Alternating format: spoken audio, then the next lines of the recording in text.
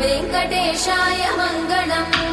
श्रीवेङ्कटाद्रिशृङ्गाग्रमङ्गलाभरणाङ्गये मङ्गलानां निवासाय श्रीनिवासाय मङ्गलम्।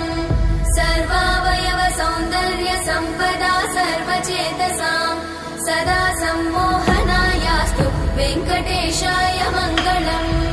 नित्याय निरवध्याय सत्यानन्दचिदात्मने सर्वान्तरात्मने श्रीमद् वेङ्कटेशाय मङ्गलम्। स्वतः सर्वविदे सर्वशक्तये सर्वशेषिने सुलभाय सुशीलाय वेङ्कटेशाय मङ्गलम्।